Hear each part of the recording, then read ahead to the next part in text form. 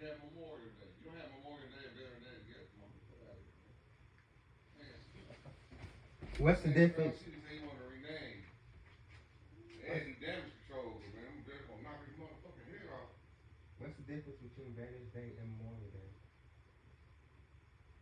Well, Jeremiah, Memorial Day is where veterans have died on that day during World War I. Okay? Veterans Day is just because you retired as a veteran or you're a veteran. That's all that is. Oh, Memorial Day is when we retire. No. Veterans Day is mostly for the veterans that's either in the veterans really when you retire after the military. Okay? Okay. But some of them say it's why they in there as well. I don't know. I thought veteran means you retire. So I don't know. And Memorial Day. Let's ask ChatGPT. Let's ask ChatGPT. Alexa don't know. Alexa. Alexa. Jeremiah, can I do this please? Not Alexa. I'm talking about this here. ChatGPT. I say Alexa.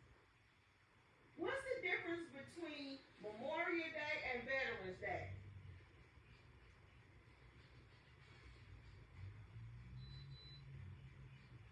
The difference. Memorial Day observes the last day of the, like I said, the military personnel who died in service of the United States, like I just said.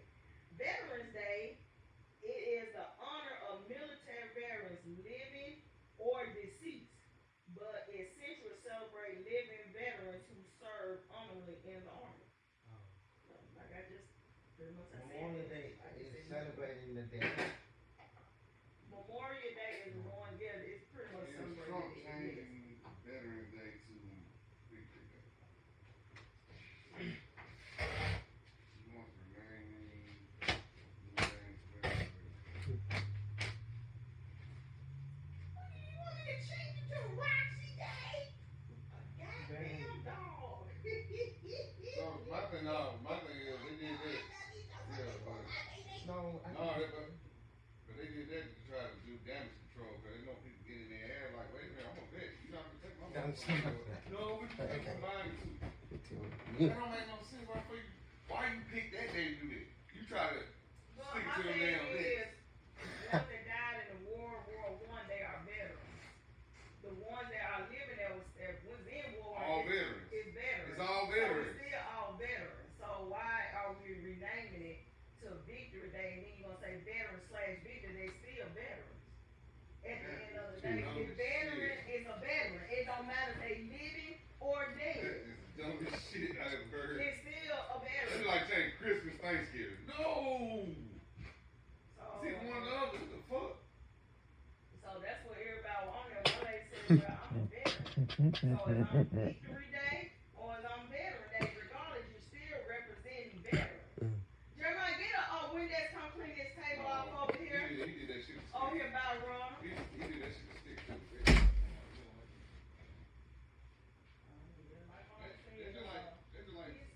His pole has dropped down to 20, think 35, 36%. No, but SARS, everybody was looking at SARS. It went over SARS head. They said SARS.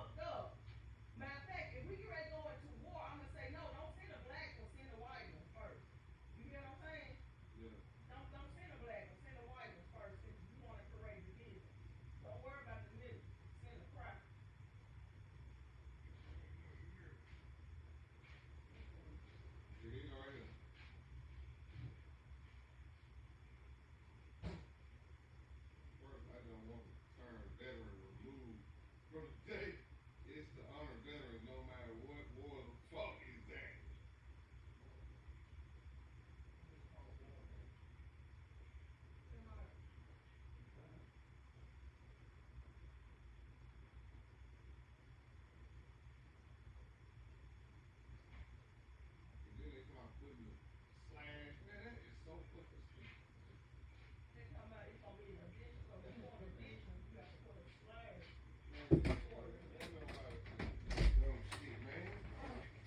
the VA gonna still call you.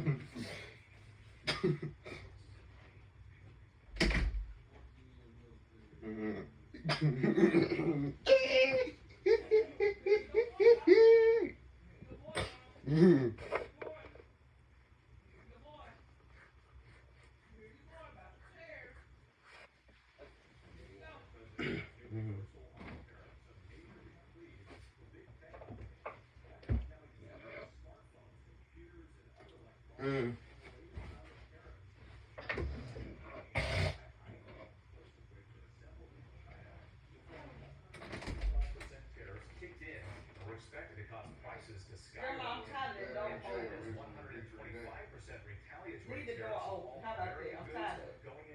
Come and get the clothes out the dryer and wash it. And leave that door alone. Oh. Ain't no, oh, nobody coming in there. Do what I just said. It's Veterans Day holiday, Victory Day. Tonight, President Trump making a major reversal.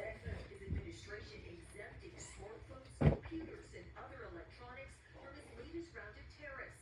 A massive reprieve for tech companies and consumers amid fears that Trump's 145% tariffs on all Chinese goods would send prices of key products skyrocketing. Many consumers have been rushing to buy new iPhones before this late-night Friday announcement. Boy. No. What did I say you gonna do? China. But just 1 week ago, Secretary Leave of it State going on. that iPhones could be made in the USA. The army of millions and millions of human beings squeezing little squeeze to make iPhones. That kind of thing is going to come to America. But the relief may be short-lived. Trump has said he could still impose other targeted tariffs on some of these exempted products.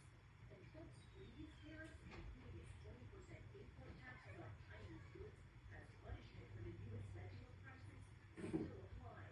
The White House saying tonight that America cannot rely on China to manufacture critical technologies such as semiconductors, chips, smartphones, and laptops. Trump's latest tariff U-turn coming amid warning signs of the bond markets, traditionally a safe haven investment during stock market volatility. Escalating China trade wars prove investors right. The bond market is basically telling us that the world is now not confident in what we are doing and where we're going to go in the future. Trump dismissing those concerns. China, meanwhile, retaliated with a further 25% tariffs on all American products, going into effect today. The move comes most to American farmers. China imports more soybeans from the U.S. than any other country. Why you voted for him, then? Also feeling the squeeze. What about that? That's my problem. I mean, right now, I mean, we're going to make very little money. Oh, Selena Wang joining us now from the White House. And oh, Selena, as you heard, there are so oh. many people likely to be impacted by these tariffs. Where do talks stand right now between the U.S. and China? Well, Glenn, at least for now, neither side is backing down. White House officials say that President Trump is optimistic they can reach a deal, but Beijing is defiant, slamming Trump's tariff policy as a joke. But earlier this week, President Trump did announce a pause on his sweeping tariffs for countries other than China, giving them 90 days to negotiate a deal. White House officials say that more than 75 countries have reached out so far. With Everybody reached out to you. They reached out to you. They weren't ready to pay. Speaking with former Secretary Howard Lutnick and Senator Elizabeth Warren on the fallout over President Trump's tariff policies.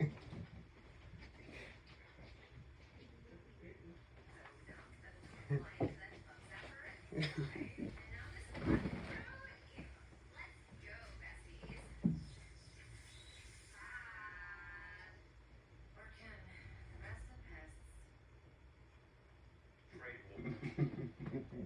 Very exciting Saturday morning. It is Kentucky Derby Day. Hopefully you've gotten your hats and tools and presents. You know the rumors drill around here in just a few hours. Now, Rodney Mancini with the 151st. Rodney, up at the Kentucky Derby. I'm waiting for your fascinator. Neil Bradley, he is the executive vice president of the Chamber of Commerce. Nice of you to come in. Right, great to 80% of the top 100 countries, millions of small businesses, And right? everything in between. And everything in between. So I just sort of laid it out there, right? Like stocks holding up, labor market resilient, GDP, and China's dealing with what China's dealing with. The small business story right now in this country, as you see, is Well, they have the optimism that you just heard a little bit about. They want to see resolution. Okay. But listen, they just don't have that long to wait. We heard from a CEO, founder of a small business, pretty successful. He was featured on Shark Tank, right? So the type of business that everyone kind of aspires to be. right. And they had plans for growth. And they're suddenly getting hit with these tariffs. And they're wondering about the survivability of Oh, their that's business. important. And they're not able to stockpile a whole bunch of goods. That shit come from China. All of it. They said we did all last year. We got the internet. It's correct. Cash is short for them. And so what they're stuck with now is this two questions. Well, what do I do? If I import at the current tariff, if I have to pay that, do I raise prices? Do I wait? These are just life and death questions. So I know it's not one size fits all, right? And your inbound is nuts right now. Like I understand it. So what do you tell them now, right? If you could speak to all of them right now, what would you tell them? Well, I think you can't assume anything about the future. So we can have hope about the resolution of these tariffs, but it does seem that some of the tariffs may be here to stay for a while. That's why at the U.S. Chamber we're arguing for this exemption for small businesses. We think they need that, but if we're not able to get that, they're going to have to adjust their business plans. And that means reviewing their contracts, becoming much more flexible on pricing, maybe even diversifying their business in order to stay afloat.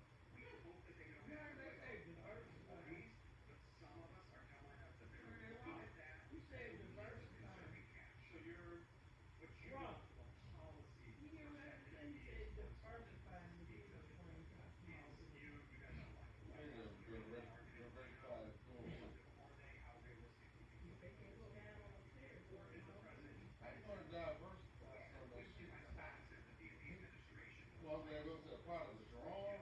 The president People, ran so on Calvin, Main Street. He wants to be able to deliver on that. The questions we get are along the lines of, well, how long until small businesses start going out of business? How long do they have to work? The answer varies from business to business. And I think what they're hoping is that they'll be able to conclude these trade deals fast enough that there won't be irreparable harm. But the problem for small businesses is that's a hope that you want to come true, but it's not a guarantee, and they need something today. That's a guarantee that's an exclusion of these tariffs. I feel pretty safe in saying this. Had this not happened, you'd be on this show tonight talking about taxes. We We would would be. the need to get tax cuts, from your perspective, Pat. Here was Stephen Miller, just the other day about the concept of tax cuts fitting into all this. I want to get your reaction on this. The relief for small businesses is going to come in the form of the largest tax cut in American history. Companies that invest in the United States deduct 100% of that cost from their tax liability.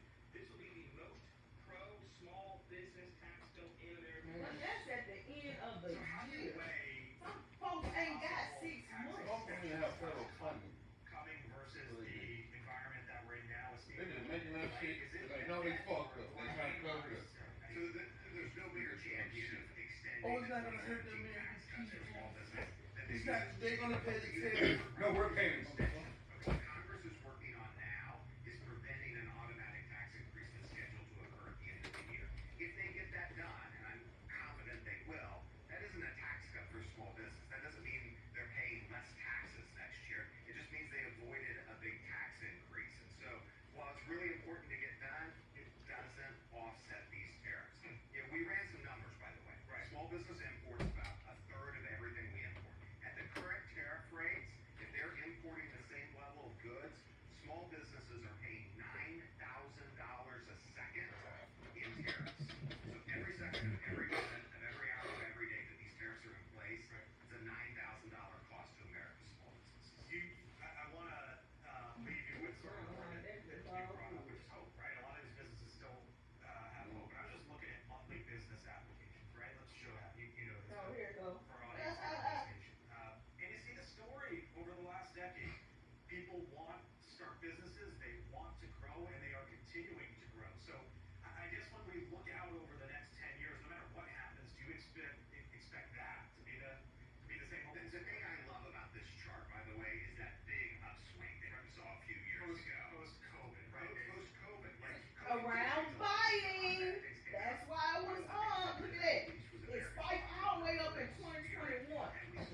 fighting. The ones that are now 2, 3, 4 years old, we want them to be 7 years old in a few years. And the way